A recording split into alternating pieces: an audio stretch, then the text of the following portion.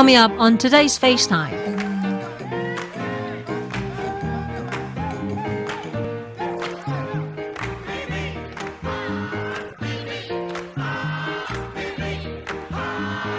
The music business is about planting 100 seeds and hoping a few of them blossom.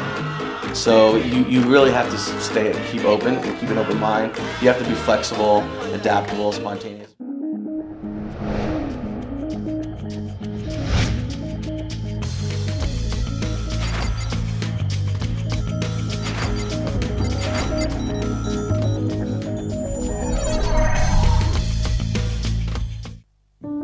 One keyboard, one microphone, and two sing-alike musicians. Those are what make up Mr. Fantastic, a brilliant music creation team from the US. In 2013, they helped compose the hit single Live for Now for Chinese pop singer Momo Wu. The song was ultimately used as a theme song for that year's Chinese Pepsi ad. Fusing R&B with Chinese elements, the kick-ass Mr. Fantastic has been speaking with FaceTime, sharing their viewpoints on the Chinese music industry. Hi, welcome to FaceTime. Welcome, Adam. Welcome back to Guangzhou. Appreciate it. Right. This is actually not your first time to Guangzhou, but your second time to Guangzhou.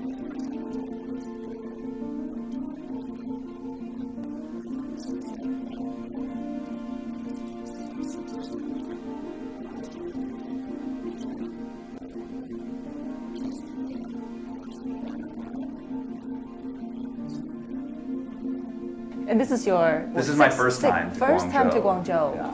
Wow. What's your impression? It's beautiful, much different. We spend most of our time in Beijing and Shanghai. So this is the first city outside of that sphere, so to speak. But any city has its own.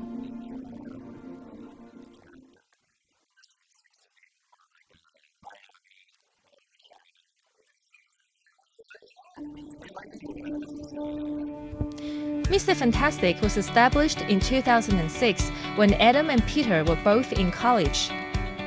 They have since been pursuing their passion for music with the motto, writing and producing music for artists all over the world. With a resume that includes collaborations with global pop stars like Jennifer Lopez and Destiny's Child, Mr. Fantastic seems to have developed a formula for outrageously catchy hit songs. In 2013, Adam Nero and Peter Habib set their eyes on China. Since then, they have already teamed up with Momo Wu, the up-and-coming rising star in China. The resulting song of Live for Now swept the Chinese music industry with 300 million hits within 20 days after its release on the internet.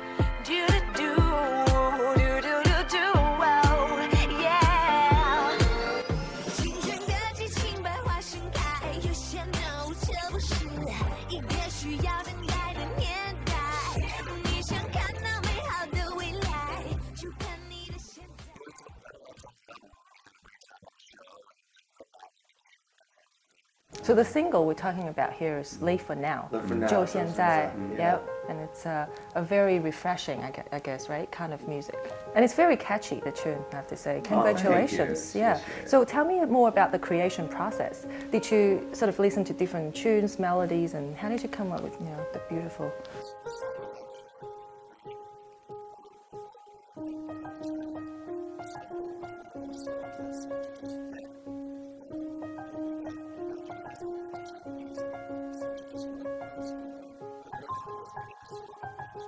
Mm-hmm. Oh, Yeah, so and you Momo got the actually two wrote of you did. The lyrics. Yeah. Right. And did you already have English words for the song? Yeah, Yeah. it was completely done in English. It was completely So done in English. The recording that Momo and her team heard Right. was with English lyrics, and they were trying to figure out if it would be easy Yeah, it to... will fit her style. It fit so her who did you style. have in mind when you were creating the song? Right? You probably had an artist. Well, sometimes we have artists in mind, and sometimes we just kind of go with the inspiration of the moment. I think, like I said, we were just kind of listening to whatever was out on the radio at that time, and CeeLo, Forget You, I think was popular around that time when we were thinking about the song, and we wanted to do something in that feeling.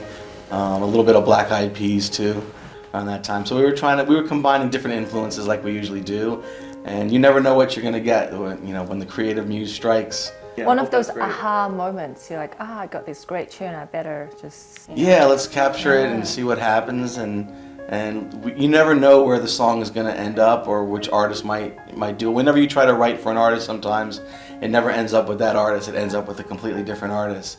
So there's two schools of thought to that. You know, sometimes it's just better to write the best song you can that day and see where it ends up, because we never would have imagined that song ending up with an artist in China, let alone a new artist that hadn't even you know, released anything significant until that song.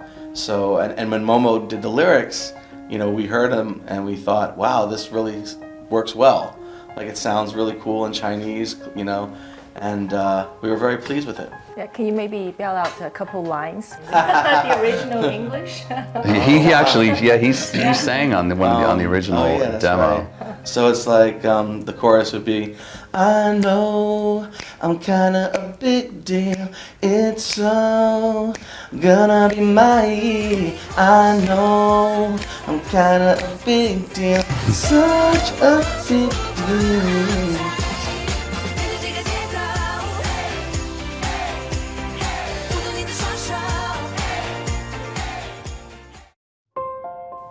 After this initial breakthrough, Mr. Fantastic won even more credits on mainland China, saying that it has been exciting learning to work with Chinese crews and adjusting to the local culture. This year, they made a stop at Guangzhou, meeting with Guangzhou's Fully RNF on potentially making a brand new anthem for the soccer team.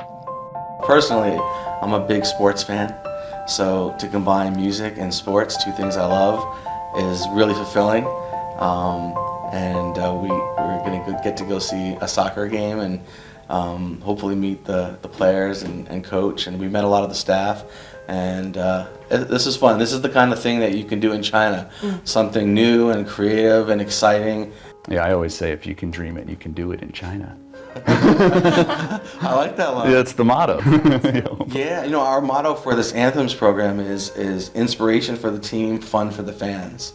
So we want to create a really, you know, really rich fan experience, of course, but also something that the team can rally around, because of course that's the foundation. The fans get excited about the players and what's happening on the field, and then beyond that, we really want the music to transcend just the local team and the local province. We would love it to expand into the rest of China and beyond as something internationally appealing, and that's what we do naturally. You know, our music lends itself to Western style international pop, so blending some of those Chinese elements and what we do, and then also combining, you know, that you know, world-class music with our network of artists, stars, entertainment companies, and really trying to, you know, an anthem for the team. So artists, music video, live events, it's all part of the program. The evolution of the internet has been giving people all over the world more access to other cultures different from their own. In China, the younger generations have been immersing themselves with Western music like never before. Through the internet, Western music has made tons of fans in China. While the internet has helped, it also has been bringing downsides to the traditional record industry. Since fans can easily download and use music for free from the internet, it has eaten into the profit margin of many singer-songwriters and producers. Mr. Fantastic has had their fair share of rough days. How do you guys still, you know, keep it going, your business, and, you know, collecting money? Because a lot of times you can just get music for free. As producer writers, there are production fees, so we'll try to get as much as we can, you know, for the work we're going to do. And then music licensing has become a really big way for writers and creators to earn revenue. So that's getting a song into a commercial, let's say Ford or Samsung. Or Pepsi. And get a fee for that usage, or on a TV show, a theme song for a TV show, or in a film, or in a video game, or any media that uses you know, music. So that's a real big, that's very important. Or brand sponsorship. Live concerts are what artists can earn revenue from live concerts. So there are other ways for musicians to earn revenue. I think you just have to think a little bit outside the box of just, it's not just, oh, I'm going to depend on record sales. Well, I'll make a bold prediction. I'd say in about, in maybe 5 years or so, maybe 5 to 10. I'll make it a little conservative. I went bold and then You pulled it back a little bit. Pull it back. 5 to 10 years. I think that the China music market will be the biggest in the world, and especially when the government realizes how many billions of dollars or billions of yuan it's losing due to not monetizing creative content, including music. That could be any creative content, intellectual property. I think it'll be a little bit more regulated. I mean, even if you could just capture 10%, 20% of the population to buy into a music experience. I don't know what that's going to look like exactly. It's not going to be buying a CD. It might be buying, it might be a streaming something online, internet. It might be something for your phone that has a cool hologram or some cool experience with it. Or maybe some kind of collaboration with Apple. Yeah, they're come up with exactly. There's that's a cool and make people want to spend that money. Exactly, something that gives the fans a real new experience that they see value in and they're willing to pay for. So, but would that affect your decision in whether or not I will collaborate with a Chinese artist, just because of how much revenue potentially you'll be losing? From a creative standpoint, if we really love an artist and we see something there, we tend not to think. We try to separate that, like the business mind from the creative. And if we're inspired, we'll try to figure out a way to make it work. Try to be flexible that way, because at the end of the day, it still is art. It still is creation. And we just have to have faith. The rest will come. Like if we build it, hopefully we'll the revenue and the compensation will come in some form, whether it's small or big. We try to focus though first on the artist. Like, do we really think that there's something here and potential? Yeah. That's kind of hard though, right? Because sometimes when you make that decision, you say, well, I look at this artist and see if she's going to be huge one day, or she's already done some brilliant work. Yeah. So somehow the size of the market comes into the equation, and somehow potential revenue. So this is all connected. We're in a risky industry. Yeah, I mean, the music business is about planting 100 seeds and hoping a few of them blossom. So you really have to keep open and keep an open mind. You have to be flexible, adaptable, spontaneous. Very much like, it fits very well with Chinese culture. And I think that's why we feel comfortable here, and why we've been able to do a good number of projects and collaborate pretty successfully, is because that mentality, the Chinese mentality and culture, kind of fits what we already know from being in the music industry, that you have to adapt. You have to figure out solutions. You can try new things. There is risk. It might not work out, but you just keep going. And that's what we try to do. And what keeps you going every day, right? The motivation behind the love of music. Yeah. The love of music, I would say. Yeah, the creation. I mean, there's nothing quite like it. When you get to the studio in the morning, like we did at this songwriting camp, we would arrive at 10 a.m. and then you boot up the computer, you get the guitar out, and then you open up the creative toolbox, get started. Set yourself up for Yeah, exactly, and it's fun. I mean, look, we're in a fun business. If you're not having fun doing music, then you shouldn't be in it, because it brings a lot of joy to people. We get a lot of joy putting it out there. So, we couldn't be more happy with what we do for our jobs. It's great. Yeah, and I think for us, Pierre and I, we're on a very similar wavelength. We're always trying to push ourselves creatively. Like that's really the motivating factor. Like, how can we be better? We've been writing songs, and we've written hundreds of songs and produced, and we're always thinking, we never really rest on our laurels and say, oh, that's great. We're like, wow, what can we do better? How can we improve? How can we do something new? How can we say something new?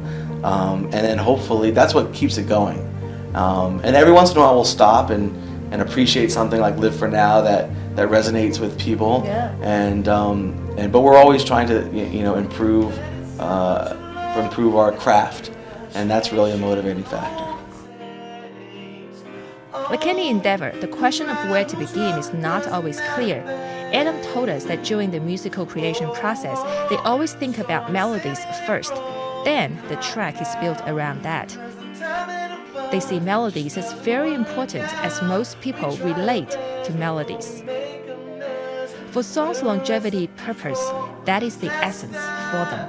We were just in enough, but then we burned down. No, we don't measure up, just can't figure it out. Is it too much or not enough? A recipe for disaster. The light is out, just let it rest for now. In China, reality TV shows have gotten a lot of traction over the past decade, and it's even more so for music-related reality shows. The Chinese version of the US import, The Voice, has become young people's favorite, as they continue to see grassroots singers defeating trained musicians on the stage. Millions of young music fanatics who dream about becoming a superstar and who have not had the opportunity to go to music school see this as the only way for them to touch the spotlight.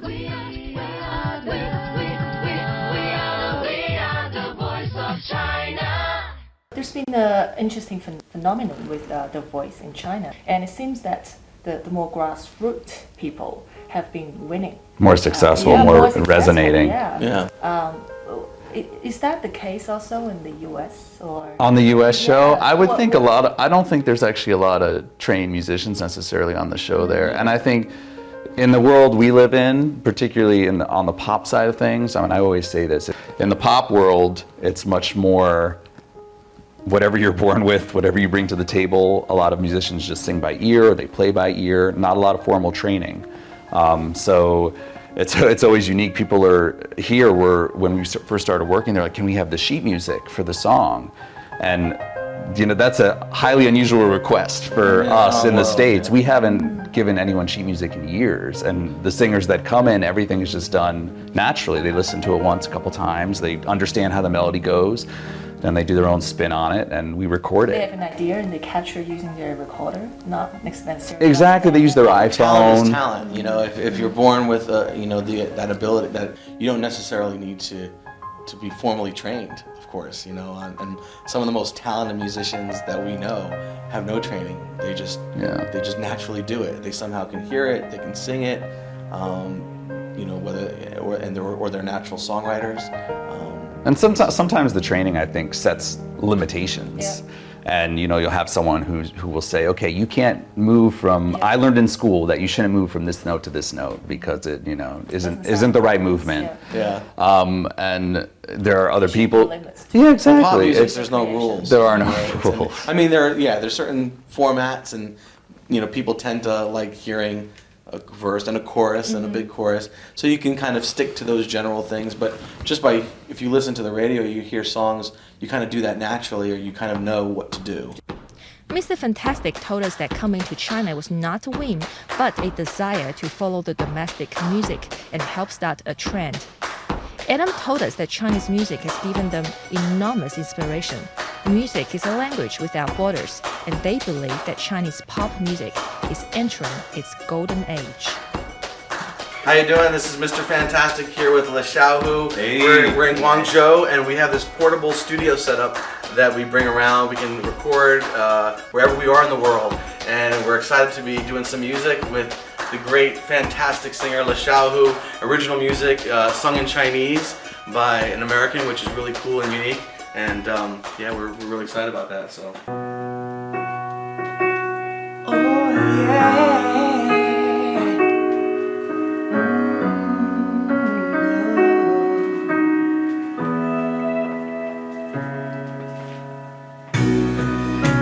So 夜梦归故里，梦中的我藏在寻觅宿命里的你，寻觅，我竟不知你在哪儿，像放散月夜落入体，为了亲爱的你，寻觅。